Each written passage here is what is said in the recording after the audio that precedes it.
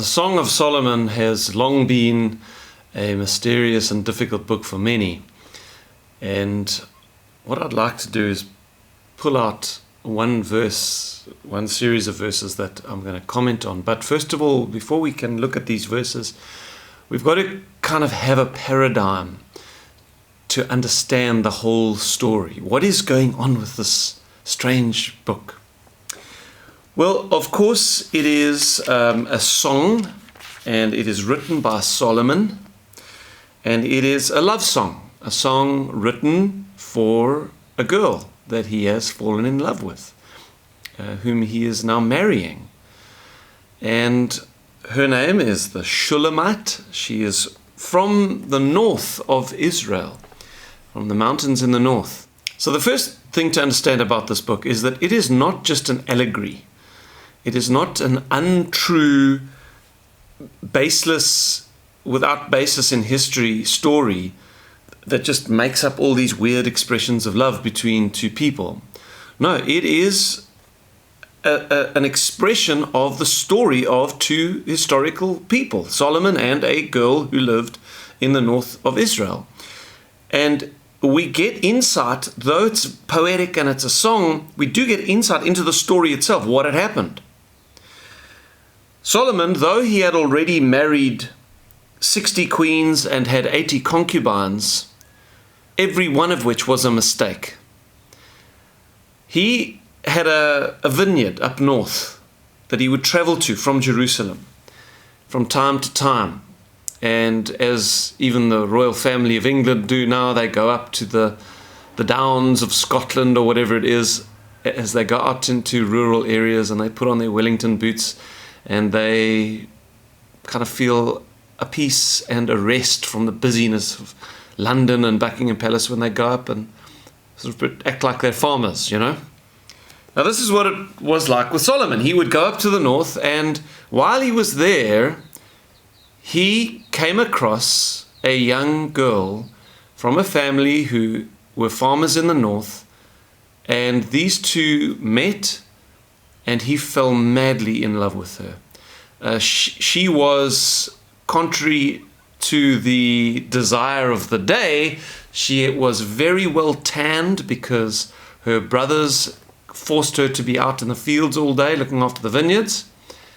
And although she felt highly self-conscious about her tan, Solomon was absolutely smitten by her.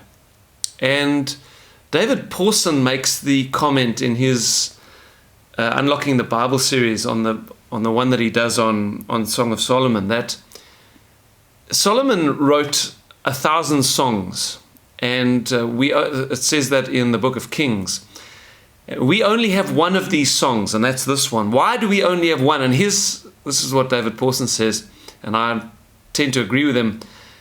He says, because this girl, this poor girl from a farming family up north, was the one that God had chosen for Solomon. She was the one that he was meant to have waited for. But he didn't. He ended up marrying 600 or 700 wives and having 300 concubines. And he wrote all these women's songs, and God rejected them all. But this was the one song that he published in the scriptures, God himself, because this was the one that he had chosen for Solomon. And of course, then God uses the relationship of a husband and a wife to picture to us his love for the church. And so I'm going to read the verses now that I saw this morning that struck me.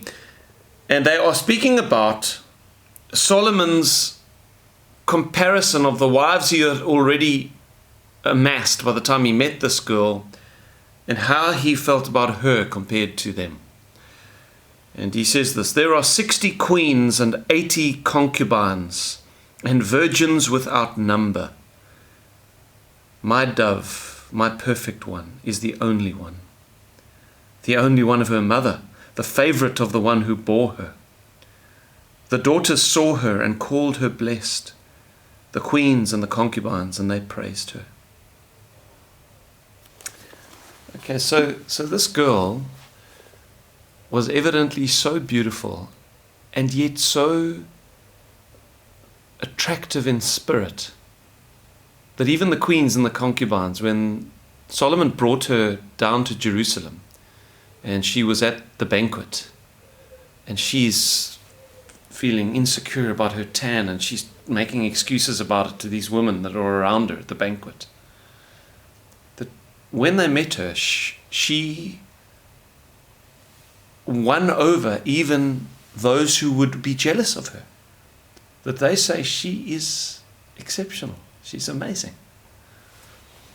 So, yes, this girl really existed. This story is history, and yet God uses it as a picture of Jesus and his church. So here's what I want you to take from this morning.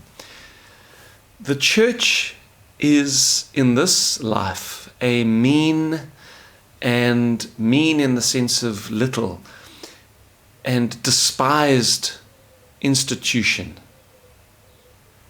And those churches that are brash and flamboyant and extravagant and try to compete with Hollywood often just are losing their place.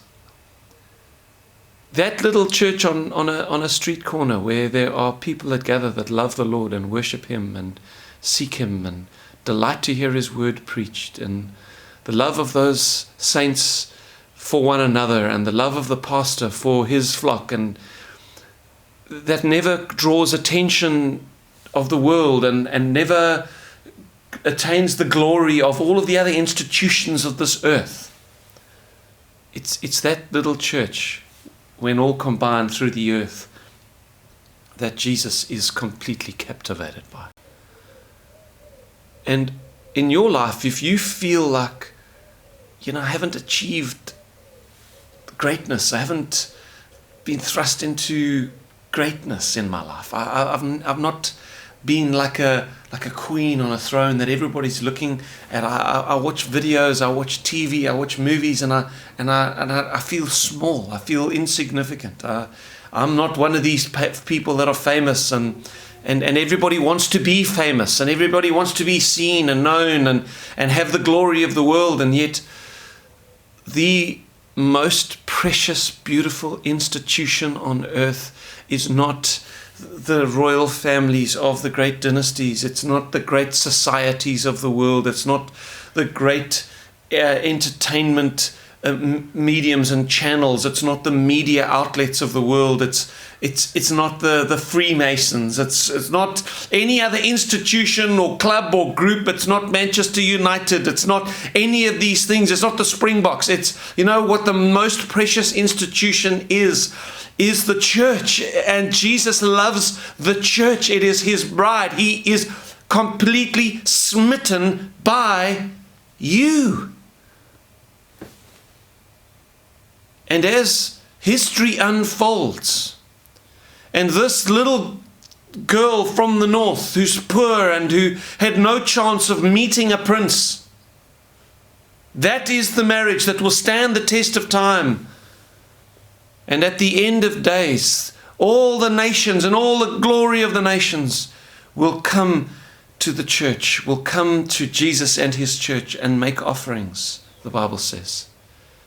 That the church is the one that will have glory in the end. You do not need glory in this life. Jesus has chosen you. And that is all you need for now. Yeah, that is so powerful. Let that settle your heart.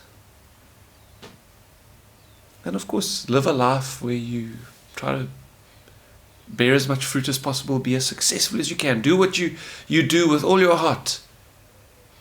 But don't set your heart on that mirage of glory and of being, the one that's in the spotlight in this life, because that's not what Jesus has chosen. He doesn't like that stuff.